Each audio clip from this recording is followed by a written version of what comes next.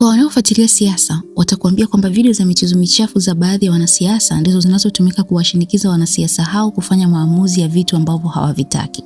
Lakini tukiachana na michezo ya kisiasa ambayo inaaminika kujificha nyuma ya maamuzi ya hawa watu mashuhuri, tukitumia tu ustaarabu wa mwanadamu wa kawaida, tunajiuliza inawezekanaje wanasiasa hawa au watu wengine mashuhuri wakajikuta moja ya starehe yao ni kulala na watoto wadogo?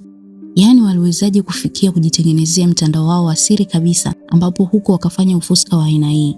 Mastaa na watu wengine mashuhuri huko Marekani walikuwa wakionekana kuhudhuria kisiwa hiki kizuri. Lakini baada ya watu kugundua yaliyokuwa yakiendelea nyuma ya kisiwa hiki, jina la kisiwa hiki lilibadilika ghafla kutoka Paradiso mpaka kuitwa Pedophile Island. Pedophile ikimaanisha mtu anayevutiwa kimapenzi na watoto wadogo. Inasemekana kisiwa hiki kilikuwa kinashikilia mabinti kuanzia miaka 12 hadi 17 waliokuwa wakipelekwa hapo kwa helikopta au kwa boti na kufanywa kuwa starehe ya vigogo. Yaani kwamba zinaandaliwa hafla na kisha mastaa na watu wengine mashuhuri wanahudhuria hafla hizo na kuyafurahia maisha kwa namna yao. Kama umenotice, hata juzi tu baada ya Trump kumtishia rais wa Venezuela, rais huyo alijibu na moja ya kauli aliyosikika kusema ni namnukuu, "Kikundi cha watu wanaovutiwa na watoto wadogo wanataka kuiharibu demokrasia ya Venezuela."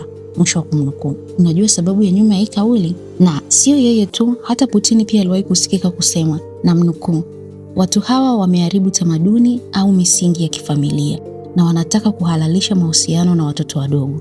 Mwisho wa kumnukuu.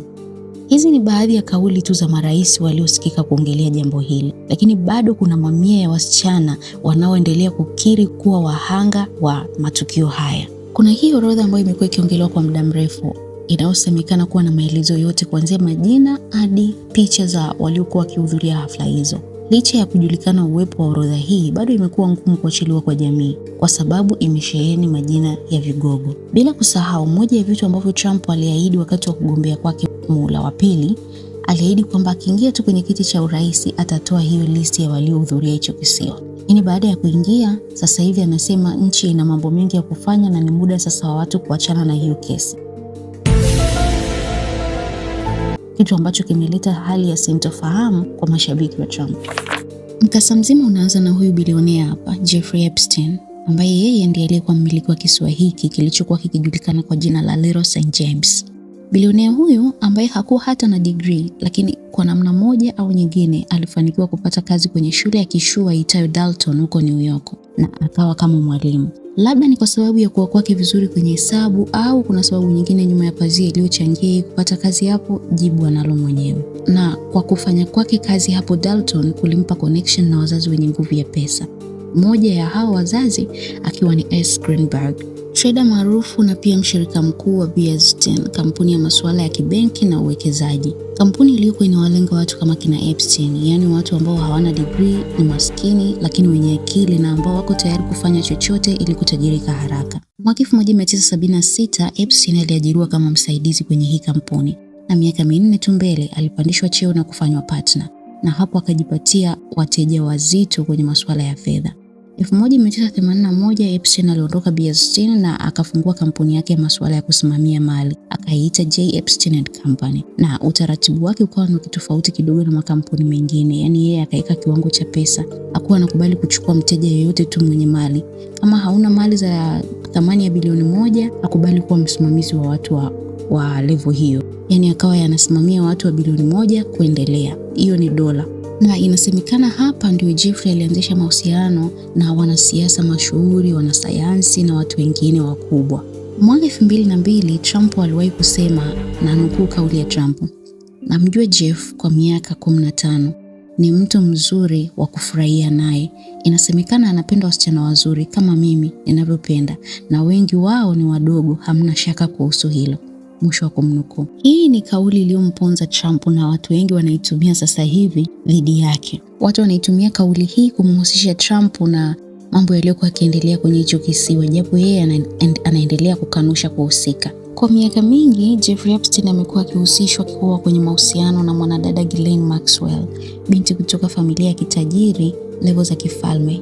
Tumkumbuke tu huyu, maana atakuja kuhusika huko mbeleni. Kipindi tunachoweza kukiita kilele cha Epstein, yani kipindi alichokuwa anavuma sana na kuonekana na maraisi, wanasayansi, watu wengine mashuhuri, yani watu wakubwa tu matajiri. Kipindi hicho watu walikuwa wanamtamania, wanamuona kama mystery guy fulani hivi. Kipindi hiki mwanahabari mmoja aliomba kufanya naye mazungumzo. na Epstein akakubali na kumkaribisha kwenye moja ya nyumba zake. Mwanahabari huyu anakuambia kitabu pekee alichokiona kwenye hiyo ofisi ya Epstein, yani kitabu kilichokuwa juu, sio kwamba vilikuwa vitabu vingi ila akakichagua hicho, nope. Yani kitabu pekee alichokiona juu kilichokuwepo kitabu kinachojulikana kwa jina la Misfortune of Virtues cha mwandishi Marcus D. Sade. Mwandishi ambaye ukisoma habari zake kwa kweli utachoka, unaweza hata kusema kinapididiwa na unafuu. Ni mwandishi ambaye alikuwa anafanya mabaya na anayahalalisha kwa falsafa zake. Yaani kwa kifupi ni mtu asiyeamini kwenye jamii inayozingatia matendo mema au tabia njema. Sasa kitabu hiki cha Misfortune of Virtues kilichokutwa mezani kwa Epstein ni kitabu ambacho kinahusu mabinti wawili, Juliet na Justine, mabinti ambao walikuwa ni mayatima. Na mmoja, yani Juliet, akachagua tabia mbaya na mwingine Justine akachagua tabia njema. Juliet akawa ni ule muhuni, analala na wanaume, wengine anawaekea sumu na kuwaua kabisa, wengine anawaibia hela na vitu kama hivyo. Na Juliet akafanikiwa. Huku yule aliyechagua tabia njema, yani Justine, ambaye inasemekana kwenye hicho kitabu alikuwa na miaka 12 au 13. Zingatia hii miaka. Katika harakati za Justine kujitafutia kazi, alijikuta ametekwa na kuingiliwa na kikundi cha mamonko, na sio kuingiliwa kwa kawaida na kwa mara moja, bali ni ile ya mateso makali na ya kujirudia tena na tena. Na sio kumwingilia tu, bali wakawa wanamning'iniza kabisa, kumchoma visu, kuiteka damu yake kwenye ndoo na vitu kama hivyo. Yaani kuna ufuska mwingi kwenye hichi kitabu kiasi kwamba Napoleon alipokisoma aliamuru kukamatwa kwa huyu mwandishi, na hapo ndo ikawa mwisho wake. Yani akakamatwa, akaekwa chini ya ulinzi mpaka umauti ulipomfikia. Sasa zingatia maudhui ya hichi kitabu, maana baada ya kuja kubumburuka kwa haya mambo yaliyokuwa yakiendelea kwenye hichi kisiwa cha Jeffrey, ndipo watu walipata picha hata ni kwa nini alikuwa anasoma kitabu cha mwandishi kama huyo. Maovu yote yalianza kuja kwenye macho ya watu Machi 2005, ambapo mtoto mmoja wa miaka 14 akiwa shuleni aliingia kwenye ugomvi na wenzake, ugomvi uliopelekea kuitwa ofisini kwa walimu, ikawa ni wanafunzi pamoja na wazazi wao. Na katika kusachiwa kwenye mabegi yao, binti huyo alikutwa na dola 300, yani zaidi ya 700 za Kitanzania. Mtoto huyo wa kimaskini ambaye wazazi wake wenyewe hawana hiyo hela, watu walijiuliza yeye ameitoa wapi. Na baada ya wazazi wake kumhoji sana, binti huyo alikiri kwa wazazi wake kwamba alimfanyia mbaba mmoja massage na akaingiliwa pia na huyo mbaba, na ndipo alipopewa hiyo hela. Mbaba mwenyewe ndio Epstein. Na kwenye kutoa maelezo kwa huyo binti, alisema yeye alifikishwa nyumbani kwa Epstein na wasichana wengine wawili, na hao wasichana wengine walipokuja kuitwa, na wao wakawanyoshia vidole tena wasichana wengine, na kwa muda mfupi tu mpelelezi akapata makumi ya wahanga, na wote wakiwa ni wasichana wa chini ya miaka 18. Wote wakisema stori zile zile zinazofanana, kuanzia walivyoletwa mpaka walivyoingiliwa na Epstein. Epstein alikuwa anawachukua wasichana waliopo kwenye mazingira magumu au mazingira mabaya, wengine hadi homeless kabisa, akijua kabisa hawa watu hakuna atakayewasikiliza hata ikitokea wameongea. Yaani kilichokuwa kinafanyika ni wanatafuta mabinti wadogo chini ya miaka 18 ambao wanatoka kwenye mazingira magumu, wanawaahidi kuna kazi ya muda mfupi ambayo inalipa vizuri. Mtoto akishasikia atapata dola 200, 300 kwa kumpaka mtoto mafuta na usalama upo, maana mtu huyu ni tajiri, basi wanashawishika wanaenda. Ila wakishafika kazi inageuka na kuwa zaidi ya kumpaka mafuta. Baadhi pia wasichana walikuwa wanaletwa na wasichana wengine ambao wameshapitia hiyo hali na wakaahidiwa pesa zaidi kama wataleta mtu mwingine, na wakakubali. Njia nyingine ambayo Epstein alikuwa anaitumia kuwanasa wa mabinti ni umodo. Alikuwa anatumia ukaribu wake na bosi wa Victoria's Secret kuwadanganya mabinti kwamba yeye anahusika katika kuwapitisha, na kisha wanaweka appointment na yeye. Basi wakishaweka appointment anafanya yake. Ukifika kwenye nyumba ya Jeffrey, kuanzia kuta za kordoni ni picha za mabinti wadogo wakiwa uchi ndani ya mapozi mbalimbali, ndo zimebandikwa ukutani. Ukiingia bafoni unaambiwa sabuni zilizokutwa ni sabuni zenye maumbo ya jinsia ya kike na jinsia ya kiume. Kitu kingine ambacho walikikuta ni kitabu cheusi chenye mawasiliano na majina ya watu mashuhuri pamoja na ziara zao za ndege zikionyesha kufika na kuondoka kwao. Kitu kingine ni passport na vitambulisho vya watu wasiotambulika. Zingatia, vitambulisho vya watu wasiotambulika. Kitu kingine walivyokuta ni urembo kama huu ambao haueleweki una maudhui gani, na kama wanavyowaambiaga watu wakati wa kukamatwa kwamba una haki ya kunyamaza, kile utakachosema kitaweza kutumika dhidi yako mahakamani. Basi Jeffrey aliitumia haki hii vizuri. Aliitumia haki hii ya kunyamaza kwenye zaidi ya maswali 500, hakujibu chochote. Pamoja na shutuma zote alizozipata Epstein, mashtaka kutoka kwa zaidi ya wasichana 40.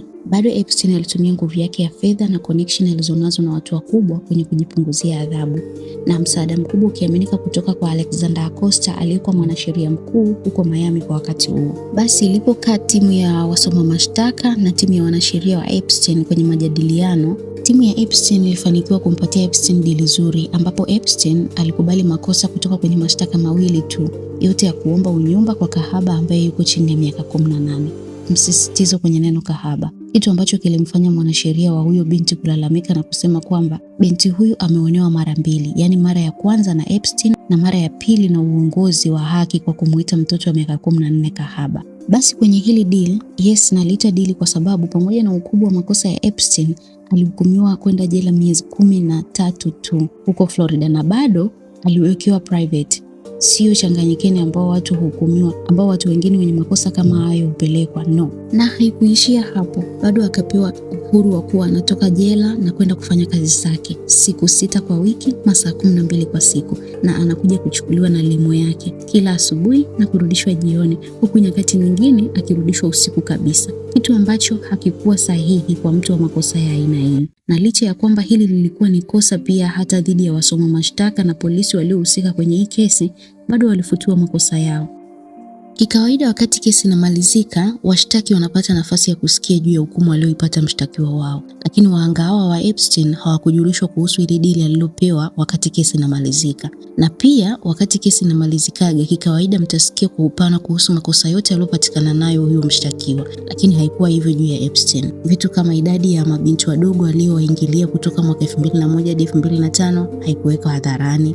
Na bado inasemekana Epstein pamoja na baadhi ya watu wengine walipokea immunity. Immunity ni ule ulinzi wa kisheria anaopewa mtu dhidi ya adhabu ambayo angeweza kuipata. Inasemekana immunity hii ilitoka ili kuwakinga wanaume wengi wenye nguvu ya kipesa waliokuwa wanahusika na hii kesi. Lakini pamoja na jitihada kubwa za wanaume wao wenye pesa zao kuididimiza hii kesi, bado mwaka 2018 iliibuka tena. Mwanahabari mpelelezi Julie K. Brown aliirudisha kesi hii kwenye macho ya watu kwa kutoa ripoti iliyosema kwamba Epstein aliharibu mabinti wasiopungua 80 kati ya mwaka 2001 na 2006, na jinsi ambavyo system imemsaidia Epstein kutowajibika na makosa yake. Kwenye hii ripoti, Julie aliwahoji wasichana 8 na walioyapitia, ambapo kati yao 8, 4 hawakutaka kuonekana, lakini 4 walikuwa tayari kuonekana kwenye video. Ushahidi wa safari hii ukawa ni unquestionable. Ripoti hii ilimrudisha Epstein kwenye kiti cha moto, na tena safari hii hakukuwa na namna ya kuchomoka. Kesi ilichukuliwa na wapelelezi kutoka New York, na Julai 6, 2019 Epstein alikamatwa. Julai 8, 2019 yakatoka mashtaka juu yake ya kuendesha cheni ya usafirishaji wa kingono wa watoto, na mashtaka haya yalimhusisha pia Ghislaine Maxwell, yule girlfriend tuliyomwacha huko nyuma. Kumbe alikuwa ni zaidi ya rafiki kwa Epstein, yani tunaweza kusema alikuwa ni mshirika wa biashara. Epstein alikanusha mashtaka hayo, lakini kutokana na ushahidi mkali dhidi yake alishikiliwa bila ya dhamana. Kesi yake ilikuwa imepangwa kufanyika Juni 2020. Epstein ambaye amekuwa akiandamwa na hizi kesi kwa zaidi ya miaka 10 na bado akawa anaishi maisha yake, safari hii mali zake hazikuweza kumsaidia. Unaambua aliomba dhamana ya mamilioni ya dola ili tu apewe house arrest, lakini Judge Richard Berman alikataa na Epstein akarudishwa kituoni. Julai 23 mwaka 2019 Epstein alikutwa amekufa kwenye chumba chake cha jela, kifo alichosema kimetokana na kujinyonga yeye mwenyewe. Mwaka mmoja mbele, Julai 2020, Ghislaine Maxwell alikamatwa kwa makosa yale yale ya Epstein ya usafirishaji wa kingono wa watoto. Unakumbuka Trump aliahidi kutoa hii listi? Kuto kuitoa kwake kumefanya watu wengi kumuhisi vibaya, na bila kusahau ile tweet ya Elon Musk wakati wakigombana na Trump. Musk alisema kwamba, namnukuu, muda wa kudondosha bomu kubwa sasa. Jina la Trump ni moja ya majina ya waliopo kwenye listi ya Epstein, na hii ndio sababu listi ya hii haijawekwa hadharani, mwisho wa kumnukuu. Mpaka sasa hivi listi hiyo haijatoka, na hata vipande vidogo vilivyoachiliwa hadharani vimefunikwa kwa kalamu nyeusi kwenye majina, tarehe na baadhi ya nyuso za watu, especially za watoto. Na kuna peji nyingine ambazo zimefunikwa kabisa, yani peji nzima inakuwa nyeusi, imefichwa kabisa. Lakini mwezi huu imeendelea kutoka tena mafaili mengine, na kwenye haya mafaili zimetoka email nyingi, video nyingi, lakini hizo video zimekuwa zimefunikwa sana. Kwenye baadhi ya hizi email kuna za Bill Gates, ambapo inaonekana Bill Gates akiwa anaomba dawa ya magonjwa haya ya zinaa, akiwa na claim kwamba magonjwa hayo yameyapata kutoka kwa wasichana wa Russia. Sasa watu wanaashumu ni wasichana ambao labda walisafirishwa kutoka Russia, akawakuta kwa Epstein, na baada ya hapo ndo akapata huo ugonjwa kulingana na yeye alivyokuwa anasema. Alafu email nyingine zimepatikana za Elon Musk. Za Elon Musk zenyewe zimekaa kama vile yeye ndo alikuwa anatafuta kushiriki kwenye party, kwa kuuliza ni wakati gani utakuwa mzuri kuhudhuria party, wakati gani kutakuwa na party ambayo inabamba vitu vya muundo huo. Inaonekana Jeffrey baada ya kusoma email ya Elon akaiforward kwa mtu mwingine kwamba hebu deal na huyu mtu. Yani inaonekana kama vile Epstein alikuwa hataki kabisa habari za Elon Musk. Kwa hiyo inaonekana kama Musk ndo alikuwa anaomba kwenda, lakini wao walikuwa hawamtaki. Tukiachana na hizo email za Disemba, kuna hizi nyingine za Septemba 2013 ambazo inaonekana Jeffrey akiwa anamuuliza Elon Musk ana mipango yoyote juu ya mkutano mkuu. Musk akajibu kwa kusema, mimi ninaongoza kampuni 2 na bado nina mikakati ya kulaunch SpaceX. Kwenda New York kwa ajili ya kuonana na wanadiplomasia itakuwa ni kupoteza muda. Na Jeffrey Epstein akamjibu Musk kwa kusema, unaniona sina akili au? Hakuna ambaye atakuwa amezidi miaka 25 na wote ni warembo. Hapa ukiangalia kwa mtazamo mwingine ni kama vile Jeffrey alikuwa anajaribu kumwalika Elon, lakini Elon anaonekana kama ni mgumu kuelewa. Labda hiyo ndo sababu ya Epstein kupoteza interest na Musk, au kuna kingine, wanajua wenyewe. Bila pia kusahau mmoja ya email ambayo inaongelewa ni ile ya Epstein akimtumia mtu mwingine na kusema kwamba ameshawahi kukutana na watu wabaya lakini hajawahi kukutana na mtu mbaya kama Trump. Mpaka sasa hivi mtu aliyeshikiliwa kwa makosa haya ya unyanyasaji wa watoto ni Ghislaine Maxwell, yani yule rafiki wa kike wa Epstein tu. Unadhani kuna namna yoyote inaweza kutendeka kwenye hii dunia kama watenda makosa ni matajiri au watu mashuhuri?